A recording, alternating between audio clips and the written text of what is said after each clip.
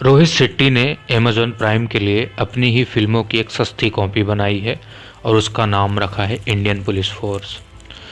उन्होंने web series के नाम पे अपनी फिल्मों को ही चिपका दिया है और वेब सीरीज़ पर भी उन्होंने वही सब किया है जो वो फिल्मों में करते हैं और जिसके लिए वो जाने जाते हैं, कुछ अलग नहीं किया है। तो आप वीडियो पूरा देखें या ना देखें, मैं पहले ही आपको बता दूं ये सीरीज पूरी तरह से बकवास है और इसे बिल्कुल ना देखें, अपना वक्त बचाएं और ये मेरा रिव्यू देख लें। रोहित शेट्टी ने सचमुच 20 साल का घिसा पिटा टॉपिक आइडिया OTT पर भी चलाने की कोशिश की, लेकिन वो बुरी तरह फेल हो गई।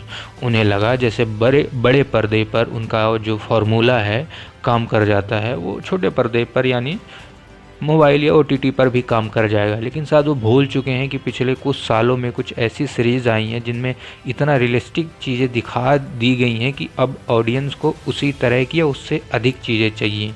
इस तरह की आपकी घिसी पिटी ओवर द टॉप चीज़ें नहीं चलती हैं।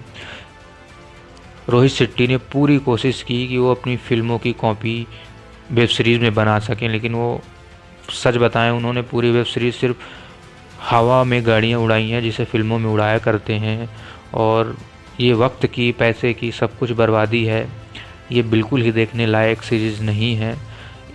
इसमें उन्होंने जिन एक्टर्स को लिया उनसे बिल्कुल काम नहीं कराया, उनसे ज़्यादा तो उन्होंने अपनी गाड़ियों से काम करवा लिया है।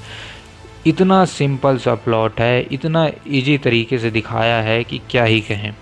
मतलब सच में अगर रोहित शेट्टी चाहता ईमानदारी से तो उसके पास बहुत कुछ था करने के लिए। वो दिखाते कि कैसे रियल पुलिस काम करती है जब ऐसा कुछ होता है देश में, कैसे वो बम अगर धमाके होते हैं तो उसके पीछे वो क्या इंटेलिजेंट यूज करते हैं और क्या क्या चीज़ें उनको करनी पड़ती हैं। ठीक उसी तरह से वो आतंकवादियों को किस तरह से इन्होंने पेश किया है, वो भी गलत तरीके से पेश किया है। पूरी तरह से आतंकवादी को आतंकवादी की तरह ही पेश करना चाहिए, उसका कोई सॉफ्ट कॉर्नर नहीं दिखाना चाहिए, क्योंकि उनका होता ही नहीं है।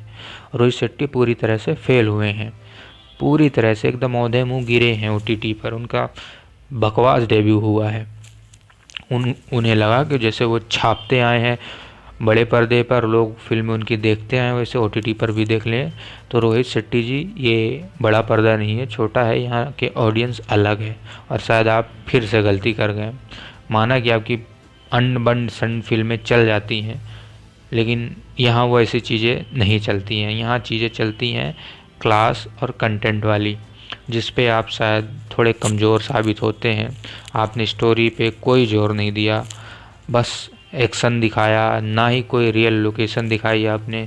बस रियल लोकेशन के नाम पे 1-2 शॉट्स हैं आपके, और ड्रोन से आपने वही चिपका दिया जैसे अक्सर होता है फिल्मों में।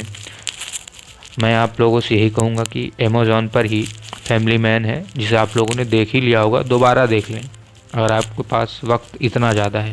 लेकिन इसे ना देखें क्योंकि टोटल समय की बर्बादी है। इवन मैं अगर रिव्यू बना रहा हूँ तो वो भी वक्त की बर्बादी, लेकिन मैं अपना वक्त बर्बाद करना चाहता हूँ कि आपका वक्त ना बर्बाद हो, क्योंकि मैंने ये वेब सीरीज़ देख के अपना वक्त बर्बाद कर लिया है।